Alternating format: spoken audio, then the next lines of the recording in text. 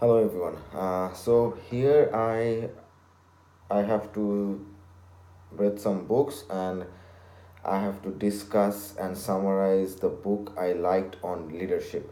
So I read some good leadership books. Few actually. I don't know. I didn't know which one was good, so I searched for it and I found some top three, four, five books. So from them I read four books. I will try to say the name first. Um, One is Good to Great by Jim Collins, which is published in 2001. Number two is Leadership is an Art by Max De Pree, published in 2004. And third one is Leaders Eat Last, Why Some Teams Pull Together and Others Don't by Simon Sinek, published on 2014. And the fourth one is Extreme Ownership, is by Zuko Willenick and Lev Bebin, and is originally published on October 20, 2015. Among these four books, I have chosen the last one, Extreme Ownership, because I like the way it's written. I like the way it sends the message. I like the way it tries to catch the audience, like the reader. Uh, so let me elaborate a bit. The two authors here, they were mainly Navy SEAL officers. Now they run a leadership consulting company named Echelon Front. They wrote many other books, but other on the in all of their books, these books is the like most popular. uh, in their books they describe the leadership, which the core is stop making excuses, start accepting responsibilities. The leader is accountable for everything it happens in your world. So let me discuss about the chapters actually a bit. First chapter focuses mainly on extreme ownership and break the idea in this chapter. At the end of this chapter, at the end of this chapter, I got a fair idea about what the book is mainly on. Let like it will focus on more on ideas and give more concepts on extreme ownership. I just told before that it's all about extreme ownership, to take the ownership on your own hand.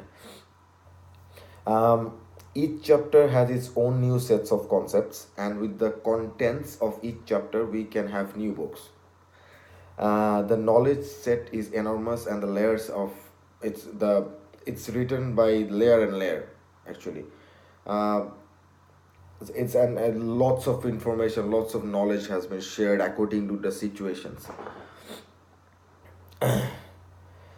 So let's talk about the reasons why I find this book very exciting.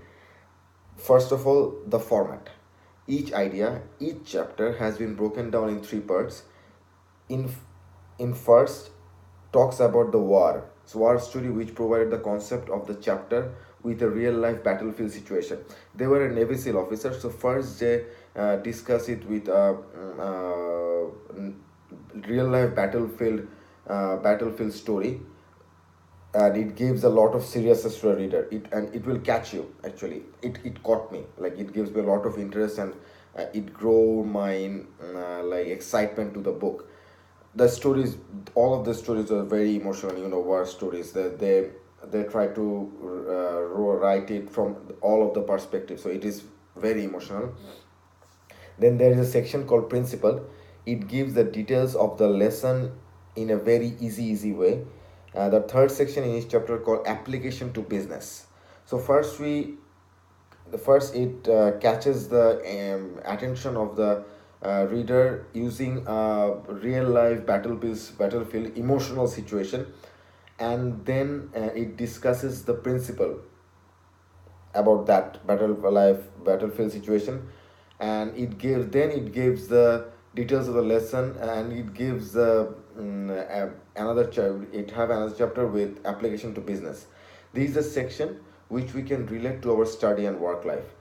These tell story about the corporate world. These stories were gathered from the consultation company of the authors.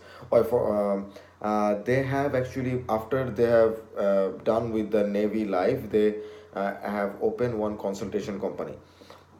So these stories are also real life situations. These intrigue me a lot about the book because the real life situation, it's always catches the readers. I think it catches me. The real stories always create a eagerness in me, and I'm sure if you start reading, it will also fascinate you. So the war story provides an extreme example and principle section breaks down the idea. Then at the end, the business story connects it to the regular business for business owners, entrepreneurs, and everyone. The tone of the whole book is humongous, is awesome. For the war stories, the respect shown for everyone was amazing. It shows as a leader, not to show it. It shows like it shows the perspective from a leader, not to show how cool and awesome everyone is and awesome how cool and awesome you are. It mainly to gear to success by helping everyone around you. That's the job of a leader. Actually, we know by definition, not about the leader at all. It's about everyone. Everyone is important. Another reason which I liked it because the book is written in very easy language, but it contains the information. The stories and messages are given so nicely, anyone can connect to them. If you own a big company, if you own a coffee shop, if you are planning to start something, maybe you are working with someone, for everyone, it will help you.